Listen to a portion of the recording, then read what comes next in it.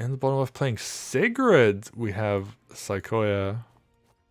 Sigrid busting out the special picks here versus Snaek playing twins up at the top side.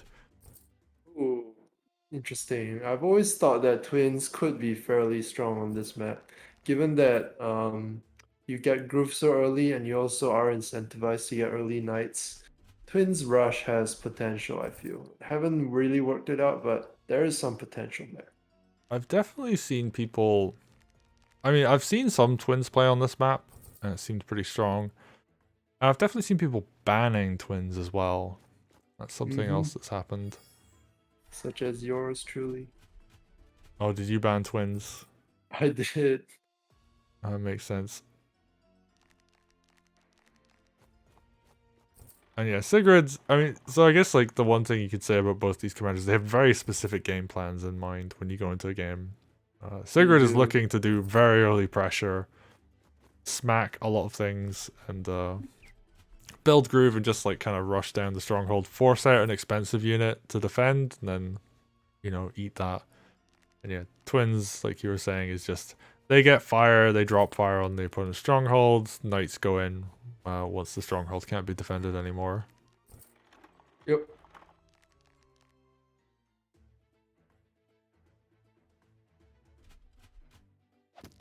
Um, it does look like Saikoya is not really going for a rush. They're just going for general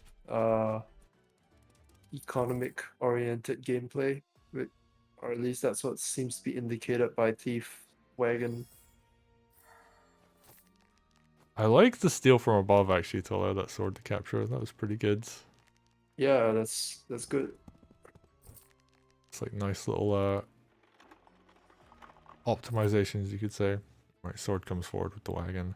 Sigrid's gonna have groove fairly soon, so you know. Isn't it so funny that Saikoya put his sword next to next to the twins? I'm not sure what's going on there.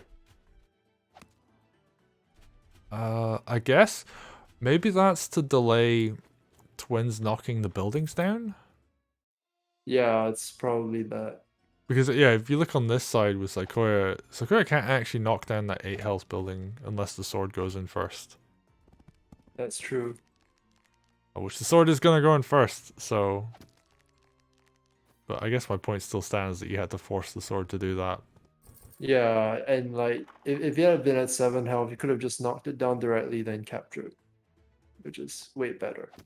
Yeah, and on this side, yeah, the gonna be a similar story. It just kind of delays the villages going down. And your Oh, opponent's gonna get groove either way, so do you for value sure. like probably a few hundred gold and slowing your opponent's commander down over having like that extra unit?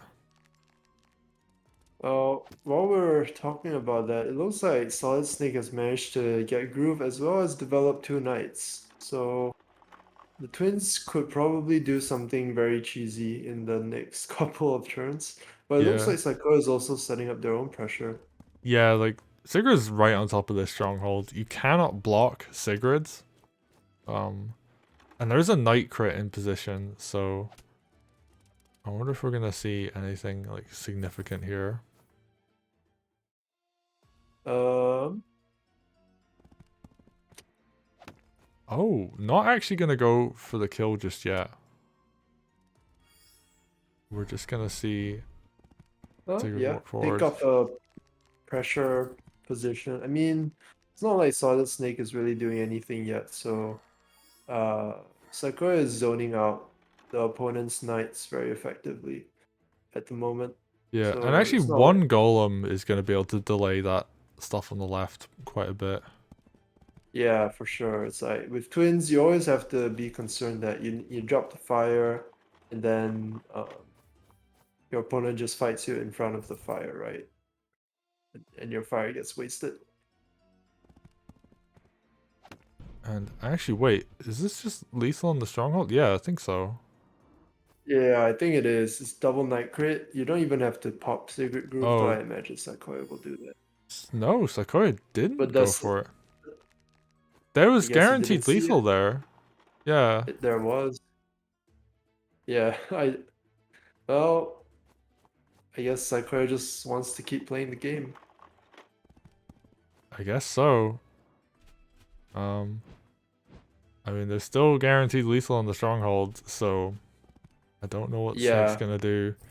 There needs to be way there's more units in front here, but yep. and It's now, like yeah, now Saikoya's gonna go for it. We're gonna see sword getting munched. The second night crit's gonna come down. GG. And GG, yeah, Saikoya could have done that last turn, but I Yep. guess they just missed On it. the on the left and not on the right. Yeah, and we see Sigrid taking a game. Ooh, nice. Oh, Sigrid needs some love overall. yeah, Saikoya is one of the very few people who will give it to her. yeah. I mean, she definitely has her strengths, and there are maps you can make Sigrid work on. And in this case, obviously, probably saw some stronger commanders getting banned from both sides, but yeah, we're seeing Sigrid get some use, and I she, wouldn't be surprised if Saikoya just picked Sigrid for, even in the absence of strong bans. I could see that. And I guess if you're going up against, well, Saikoya would have to pick first because they were player one that game. Hmm. But yeah, we're definitely. I guess if you're going up as like twins, for example, Sigrid would be a kind of around their level, as opposed to going up against like a Vesper or something. Mm-hmm. And we can bring up the stats just real quick. Take a look at things. Yeah, they were pretty much even. This was very much a game where it came down to like a lethal. The army value and the unit count was basically the same. Income was more or less the same. Saikoya had a little bit of a lead on income, but not a massive one. Difference of about 100s to 200s, couple turns. And then, yeah, it just came down to setting up a very good position for a lethal. And Snaek not having units in front. Really just needed more stuff in front of that strongholds.